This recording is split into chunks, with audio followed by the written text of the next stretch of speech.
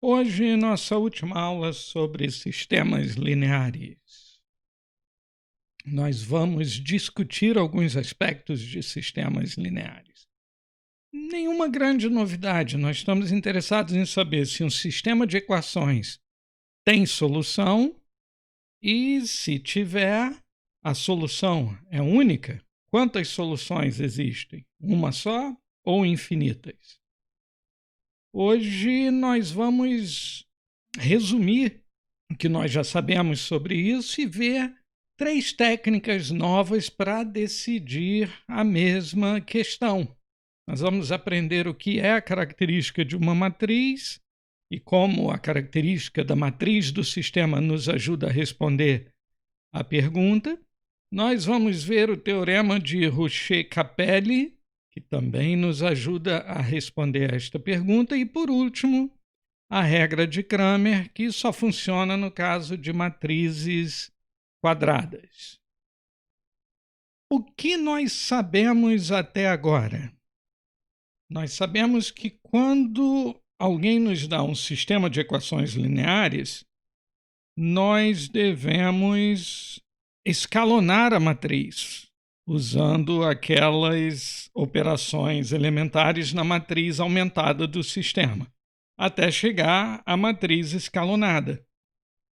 Na matriz escalonada, se existir uma equação impossível, do tipo zero igual a com A, um valor diferente de zero, nós podemos já responder: este sistema é incompatível, ele não tem solução.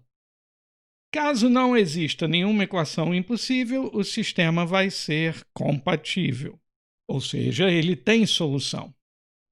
Mas quantas soluções ele tem?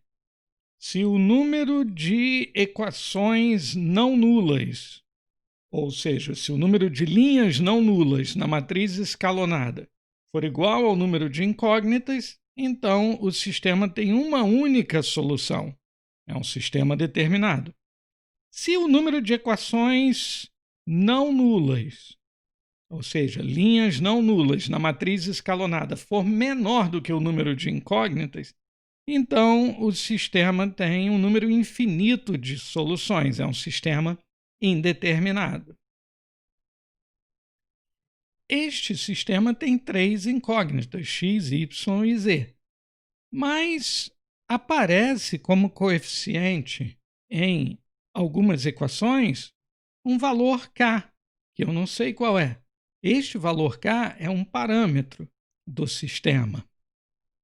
A ideia é analisar o sistema e descobrir para quais valores de k o sistema vai ser incompatível, para quais valores de k o sistema vai ser compatível, determinado, ou compatível indeterminado. A matriz aumentada do sistema está aqui, o k aparece em algumas posições. Nós vamos usar as operações elementares e vamos chegar a várias matrizes equivalentes a esta matriz. Este símbolo aqui significa equivalente. Nenhuma novidade. Antes eu estava usando um triângulozinho para a direita, agora eu vou usar um tio porque é a notação oficial, mais formal. Aquele triângulozinho é uma notação usada em sistemas de reescrita que significa pode ser reescrito como. Mas os livros de álgebra linear usam normalmente o tio para representar matrizes equivalentes. E nós vamos usar as mesmas operações elementares que nós já usamos nos outros exemplos para escalonar esta matriz. O k vai ser tratado como um valor qualquer. Nós vamos zerar as posições abaixo desse primeiro 1. Essas duas posições vão virar zero. A matriz vai se transformar em outra matriz equivalente à original. As posições que nós queríamos zerar foram zeradas, a segunda e a terceira linha foram alteradas por causa disso. Confira você que os valores aqui estão corretos depois das operações elementares e seguimos. Agora queremos zerar esta posição. E o resultado, depois de algumas manipulações algébricas, vai ser esta matriz. Ela está escalonada. Nós já zeramos as posições que deveriam ser zeradas. A primeira linha e a segunda linha estão ok, apesar deste elemento ter uma ocorrência de K, nenhum problema. A terceira linha é onde nós vamos focar agora. Lembrem-se que quando uma das linhas aparece com uma equação impossível, com zero igual a alguma coisa diferente de zero, é quando o sistema é incompatível. Nós devemos nos concentrar no caso em que este elemento é zero. Então vamos analisar este caso. Este elemento vai ser igual a zero se e somente se o K for igual a 1 ou o K for igual a 3. Se K for igual a 1, a última equação vai ficar zero igual a 2 vezes menos 2 menos 4, o que dá uma equação impossível e o sistema vai ser incompatível. Se K for igual a 3, a última equação vai ficar zero igual a zero, o que não é uma equação impossível. E aí nós teremos 3 incógnitas e apenas 2 equações não nulas, 2 linhas não nulas na matriz escalonada. O sistema vai ser compatível, porém indeterminado. E agora eu percebo que eu esqueci de escrever aqui igual a zero. Se K menos 1 vezes K menos 3 for igual a zero, então toda essa discussão se segue. Caso contrário, o K não vai ser nem igual a 1, nem igual a 3. Então, este elemento não vai ser igual a zero, o sistema vai ser compatível e a solução vai ser única. Vai ser um sistema compatível determinado. E pronto, está pronta a nossa análise. Até agora, nenhuma novidade. Chegou a hora de ver uma ferramenta nova para analisar sistemas. A característica de uma matriz A dada nada mais é do que o número de linhas não nulas na matriz escalonada equivalente a A. Esta é a definição de característica de uma matriz.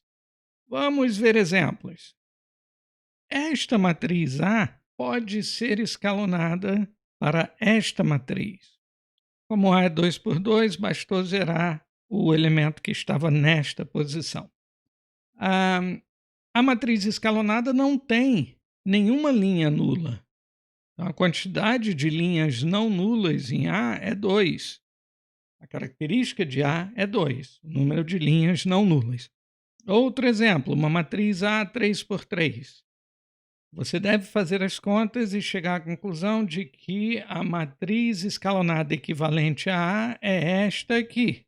Mas esta matriz tem uma linha nula, o que significa que a característica de A não é 3, mas sim 2 também. A característica é a quantidade de linhas não nulas. Último exemplo. Esta matriz 3 por 4. Ninguém falou que a matriz precisava ser quadrada. A noção de característica de uma matriz é definida para qualquer matriz. Esta matriz, ao ser escalonada, dá origem a esta matriz muito estranha, que só tem uma linha não nula. Então, a característica da matriz original é 1. Qual é a intuição por trás da característica? Fica mais fácil ver se nós escrevermos as matrizes como sistemas. Vamos começar com o segundo exemplo. Se a matriz A for escrita na forma de um sistema, este aqui será o sistema. Parecem 3 equações bem inocentes, mas elas não são tão inocentes assim. O que acontece é que se você pegar a primeira linha, multiplicar por 2 e somar com a segunda linha, você vai ter como resultado a terceira linha. 2 vezes 2, 4, mais 2, 6. 5 vezes 2, 10, mais 3, 13. Menos 1 vezes 2, menos 2, mais 0, menos 2. Isso significa que a terceira equação depende das outras duas, pode ser escrita em função das outras duas. Somente as duas primeiras equações são independentes. Essa noção de independência é que é refletida na característica da matriz. E o escalonamento da matriz serve justamente para identificar quais são as equações independentes. Quantas são as equações independentes? As equações independentes são aquelas que correspondem a linhas não nulas da matriz. Isso fica mais claro ainda no terceiro exemplo, onde as três equações, x mais y mais z igual a 1, 2x mais 2y mais 2z igual a 2, 5x mais 5y mais 5z igual a 5, são a mesma equação escrita de três formas diferentes. Multiplicando a primeira equação por 2, a gente chega na segunda equação. Multiplicando a primeira equação por 5, a gente chega à terceira equação. A quantidade efetiva, por assim dizer, de equações aqui é uma. O número de equações independentes é 1. A característica de uma matriz, então, reflete a quantidade de informação que nós temos no sistema sobre as incógnitas. E o escalonamento da matriz do sistema nos permite obter esta informação. Então, lembra isso, característica de uma matriz. E isto já nos deixa enunciar o teorema de Ruchet-Capelli, que diz o seguinte: o sistema vai ser incompatível se a característica da matriz dos coeficientes, lembra que aqui A é a matriz dos coeficientes, for diferente da matriz aumentada. Matriz aumentada é aquela onde a última coluna é composta pelos termos independentes, em B. Então, preste bem atenção, a característica da matriz só com os coeficientes. Se for diferente da característica da matriz com os termos independentes, da matriz aumentada, então é porque o sistema é incompatível. Se você parar para pensar, a matriz, dois coeficientes, depois de ser escalonada, pode ter uma linha nula. E a matriz aumentada pode ter uma linha nula ou não. Pode haver um valor K, que é o termo independente correspondente àquela linha, que é diferente de zero. Se for diferente de zero, a característica da matriz aumentada vai ser diferente da característica da matriz dos coeficientes. E esta é a situação em que o sistema é incompatível. Esta situação corresponde a uma equação impossível do tipo 0z é igual a K, um valor diferente de zero. 0z igual a 10, incompatível. Se o termo independente correspondente a esta linha também for zero, esta linha também vai ser nula na matriz aumentada escalonada, e as características vão ser iguais, então o sistema é compatível.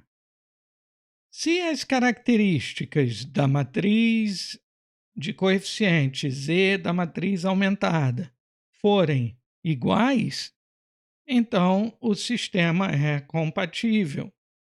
Mas agora nós precisamos distinguir a situação em que o sistema é determinado ou indeterminado. Se a característica da matriz de coeficientes for igual ao número de incógnitas, significa que nós temos a mesma quantidade de equações independentes que a quantidade de incógnitas. Então, a solução do sistema vai ser única, o sistema vai ser determinado. Mas, se a característica da matriz de coeficientes for menor do que o número de incógnitas, significa que nós temos uma quantidade de equações efetivas menor do que a quantidade de incógnitas. Então, o sistema pode ter O sistema vai ter infinitas soluções, o sistema vai ser indeterminado. Esta é uma outra ferramenta para discutir um sistema linear, usando as características das matrizes. E, de fato, como você precisa escalonar a matriz para descobrir a característica dela, não é muita novidade o teorema de Ruchet-Capelli. Nós já vínhamos usando sem saber que era ele que nós estávamos usando. E agora, para encerrar, o teorema de Cramer. Mais uma ferramenta para discutir sistemas lineares. Mas ela só funciona para sistemas cuja matriz de coeficientes é quadrada. Só sistemas que têm a mesma quantidade de equações e de incógnitas. E aqui, equações antes do escalonamento. Esta ferramenta não usa escalonamento de matrizes, mas sim determinantes. Um exemplo. Aqui temos um sistema com 3 equações e 3 incógnitas. Vamos calcular o determinante da matriz de coeficientes primeiro. Vamos chamar de D.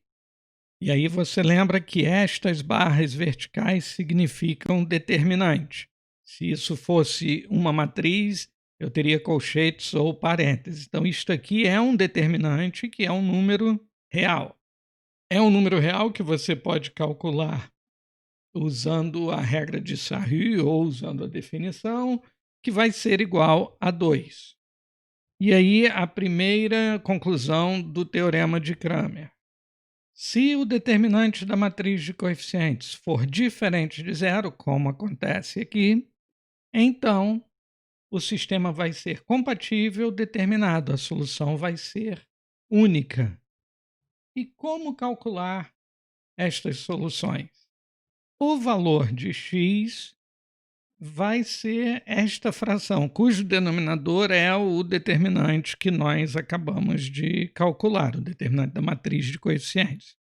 Mas o numerador vai ser o determinante de uma matriz modificada, que tem, no lugar dos coeficientes de x, os termos independentes. Então, a única diferença entre este determinante dx e o determinante d é que nós substituímos a primeira coluna da matriz pelos termos independentes do sistema. Se você calcular este determinante usando a definição, a regra de Sarrus, você vai chegar à conclusão de que ele vale 4 e o valor de x vai ser, então, 2. Da mesma forma, para obter o valor de y, nós substituímos a coluna correspondente aos coeficientes de y por uma coluna contendo os termos independentes do sistema. E por incrível que pareça, isto funciona. Este determinante vai ser menos 2, você pode calcular. Então, o valor de y vai ser menos 1. Da mesma forma, nós calculamos o valor de z usando o determinante desta matriz dz, que é a matriz onde a terceira coluna, que é a coluna dos coeficientes de z, é substituída pelos termos independentes. Este determinante vai dar 10, ao dividir por 2, 5. A solução, então, é 2 menos 1, 5. Recapitulando, se o determinante for diferente de zero, o sistema é compatível e determinado, a solução é única. E a solução é obtida através destas frações. Claro que, como o determinante d é diferente de zero, não há perigo de divisão por zero aqui. Apesar de parecer útil, este teorema de Cramer não é muito eficiente para sistemas com muitas equações e muitas incógnitas. Primeiro, ele só funciona para matrizes quadradas, só funciona para sistemas com a mesma quantidade de equações e de incógnitas.